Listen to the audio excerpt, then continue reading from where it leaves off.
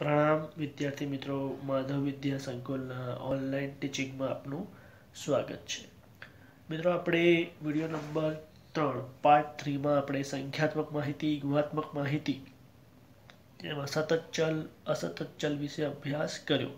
હવે આપણે આ વિડીયોમાં આગળની થિયરી વિશે અભ્યાસ કરીશું. તો એ આવૃત્તિ વિશે આપણે અભ્યાસ કરીએ. આવૃત્તિને આપણે અંગ્રેજીમાં ફ્રીક્વન્સી તરીકે ઓળખીએ છીએ અને એ ફ્રીક્વન્સીનો આપણે સંજ્ઞા એફ તરીકે ઉપયોગ કરીએ છીએ. તો આવૃત્તિ એટલે શું? આવૃત્તિ એટલે એવું કે ચલના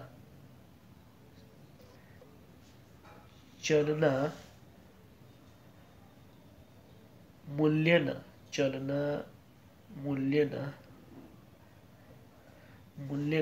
પુનરાવર્તન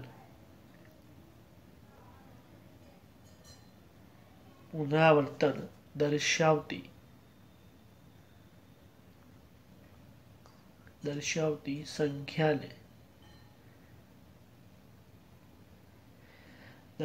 સંખ્યાને ચલની આવૃત્તિ કહે છે.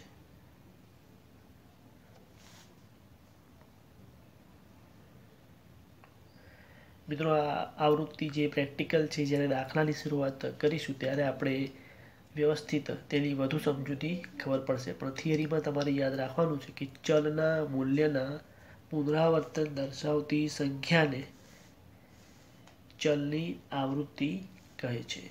હવે આપણે જોઈશું વિસ્તાર એટલે શું.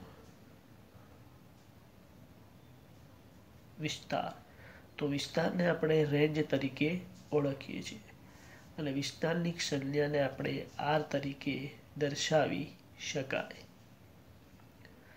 તો વિસ્તારનો અર્થ સમજે કે માહિતીના સૌથી મોટા અવલોકન અને સૌથી નાના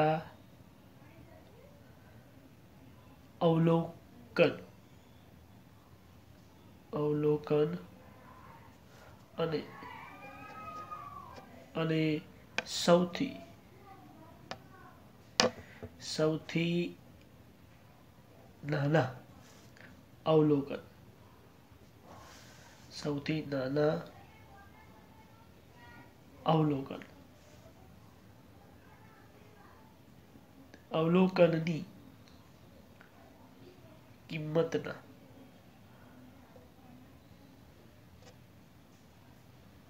કિંમતના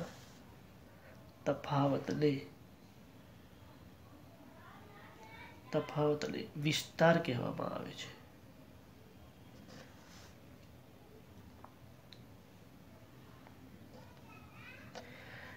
મિત્રો, વિસ્તાર એટલે શું? તો માહિતીના સૌથી મોટા અવલોકન અને સૌથી નાના અવલોકનની કિંમતના તફાવતને વિસ્તાર કહેવાય.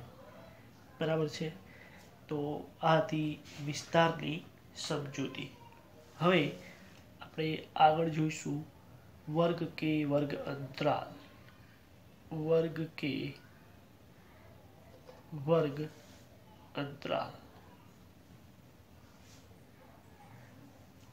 વર્ગને વર્ગ અંતરાલ તરીકે પણ ઓળખવામાં આવે છે. વર્ગ એટલે શું અને વર્ગ અંતરાલ એ બંને એક જ બાબત છે. તો જાણીએ કે વર્ગ કે વર્ગ અંતરાલ એટલે શું. તો ચલ કિંમતની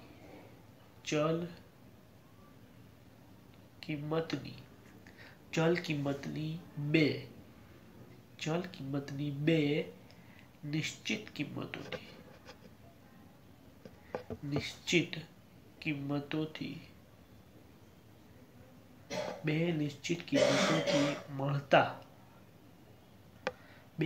કિંમતોથી મળતા અંતરાલને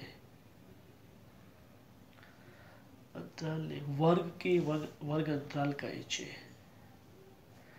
અંતરાલને વર્ગ કે વર્ગ અંતરાલ કહે છે.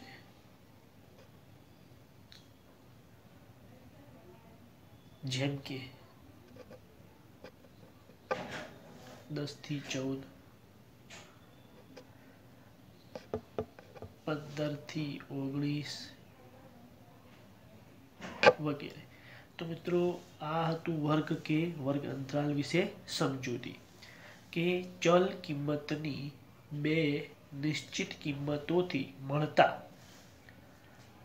અંતરાલને વર્ગ કે વર્ગ અંતરાલ કહે છે. જેમ કે 10 થી 14, 10 અને 14 આ બંને ફિક્સ કિંમતો છે. તો એ બંનેની કિંમતોથી મળતા અંતરાલને આપણે વર્ગ અંતરાલ કે વર્ગ તરીકે પણ ઓળખીએ છીએ. તો આ હતી વર્ગ કે વર્ગ અંતરાલ વિશે સમજૂતી. આગળ આપણે જોઈએ કે અધસીમા. અધસીમા એને આપણે બીજી રીતે નીચલી હદ તરીકે પણ ઓળખીએ છીએ. અધસીમાને નીચલી હદ તરીકે પણ ઓળખીએ છીએ. તો એટલે શું? તો સમજો, વર્ગ અંતરાલની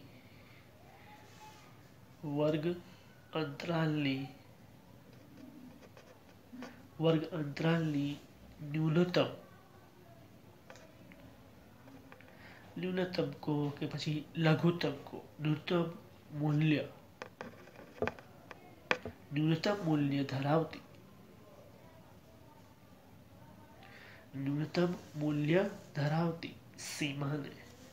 મૂલ્ય ધરાવતી સીમાને તે વર્ગની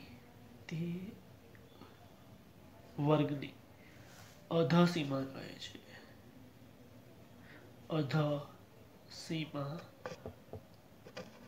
કહે છે.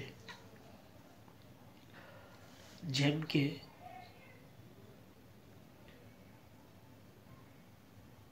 ઉપર અહીં આપણને 10 થી 14 આપેલા છે. 10 થી 14, તો જે 10 છે એને આપણે શું કહીશું? અધસીમા. બરાબર. પછી નીચલી હદ ન્યૂનતમ મૂલ્ય. તો આ રીતે આપણે આને અધસીમા કહેવાય, નીચલી હદ કહેવાય કે ન્યૂનતમ મૂલ્ય ધરાવતી સીમા કહી શકીશું. તો 10 છે એ અધસીમા, નીચલી હદ તરીકે આપણે ઓળખી શકાય. તો એથી વિપરીત આપણે જોઈશું કે ઉર્ધ્વસીમા.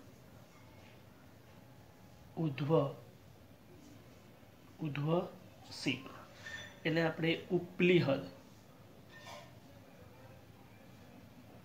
હદ તરીકે પણ ઓળખી શકાય. તો વર્ગ અંતરાલનું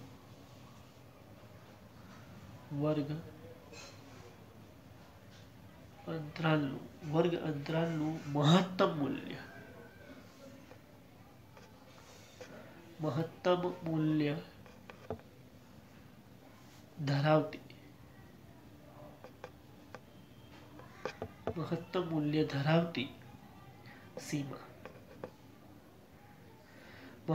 મૂલ્ય ધરાવતી સીમાને તે વર્ગની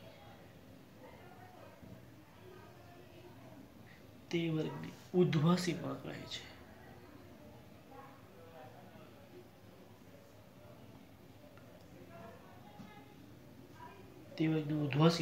છે. જેમ કે તમને ખ્યાલ આવી ગયો હશે મિત્રો, 10 થી 14 માં ઉર્ધ્વસીમા કોને કહીશું? 14. તો 14 છે એ ઉર્ધ્વસીમા, ઉપલી હદ કે મહત્તમ મૂલ્ય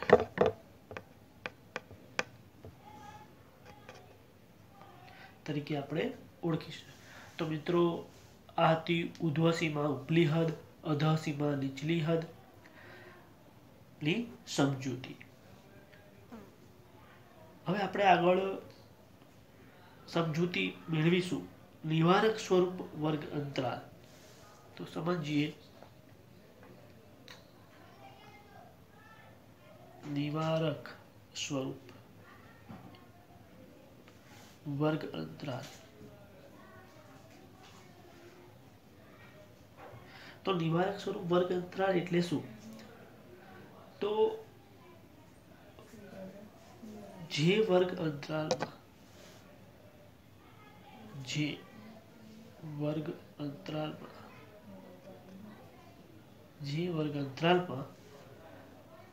તેની ઉધ્વ સીમાનો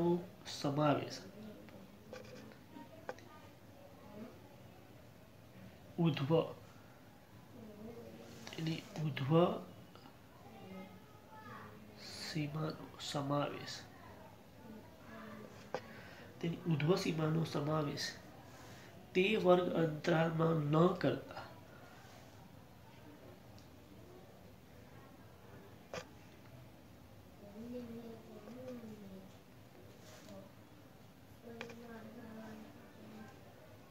તે પછીના વર્ગ અંતરાલમાં કરવામાં આવે.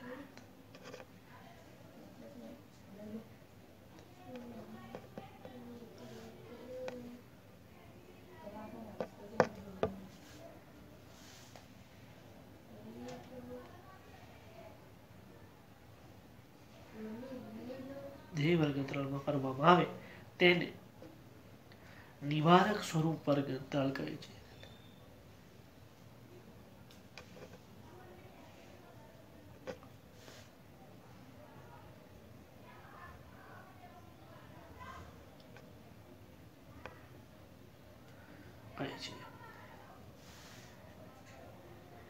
ફરી સમજીએ કે નિવારક સ્વરૂપ વર્ગ અંતરાલ જે વર્ગ અંતરાલમાં તેની ઉધ્વ સીમાનો સમાવેશ તે વર્ગ અંતરાલમાં ન કરતા તે પછીના વર્ગ અંતરાલમાં કરવામાં આવે તેને નિવારક સ્વરૂપ વર્ગ અંતરાલ કહે છે. જેમ કે મિત્રો એક વર્ગ અંતરાલ કે વર્ગ લખું છું 10 થી 20, 20 થી 30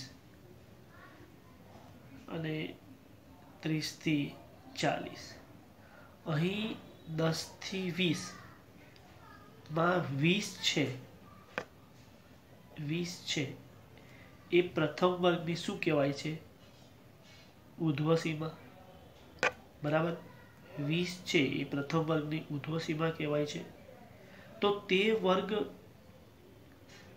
તો તે જ વર્ગ અંતરાલમાં તેનો સમાવેશ ન કરતા તે પછીનો વર્ગ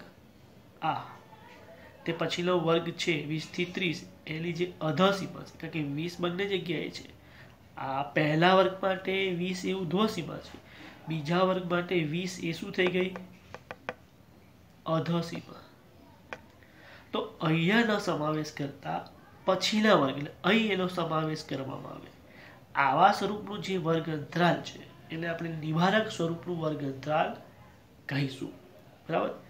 ધારો કે આપણે જ્યારે દાખલાની ગણતરી કરીશું ત્યારે આપણે કોઈ એક સંખ્યા આવી, ધારો કે એક અવલોકન 20 અવલોકન આવ્યું છે, તો આપણે જ્યારે આવૃત્તિ ચિહ્ન કરીશું તે અહીંયા ન કરતા અહીંયા કરીશું. જ્યારે આવૃત્તિ ચિહ્ન આપણે બનાવીશું એ જ્યારે આપણે દાખલો પ્રેક્ટિકલી ગણશું ત્યારે તમને વધુ ખ્યાલ આવશે. પણ આપણે આટલું યાદ રાખવાનું છે કે નિવારક સ્વરૂપનું અંતરાલ એટલે શું? તો જે વર્ગ અંતરાલમાં તેની ઉધ્વ સીમાનો સમાવેશ એટલે ઉધ્વ સીમા એટલે કે આ 20 એનો સમાવેશ તે વર્ગમાં ન કરતા તેને પછીના વર્ગમાં કરવામાં આવે તો તેને નિવારક સ્વરૂપનું વર્ગ અંતરાલ કહે છે. બરાબર. તો આવા પ્રકારના જે વર્ગ અંતરાલ સ્વરૂપ ધરાવતું આવૃત્તિ વિતરણ છે એને નિવારક સ્વરૂપનું આવૃત્તિ વિતરણ કહે છે. એ પછી આ પ્રકારે આપણે એને લખી શકાય: 10 થી 20, 20 થી 30, 30 થી 40, 40 થી 50. તો જે આવા પ્રકારનું આવૃત્તિ વિતરણ છે એને આપણે નિવારક પ્રકારનું આવૃત્તિ વિતરણ કહીશું. બરાબર મિત્રો. હવે એવી જ રીતે આપણે આગળ વાત કરીએ અનિવારક સ્વરૂપનું આવૃત્તિ વિતરણ. તો મિત્રો અત્યારે અનિવાર્યક સ્વરૂપનું આવૃત્તિ વિતરણ એ હવે આપણે આવતા વિડીયોમાં એની વિસ્તૃત માહિતી સમજીશું. પણ અત્યારે તમારે ખાસ તો આવૃત્તિ એટલે શું, વિસ્તાર એટલે શું, ઉધ્વસીમા,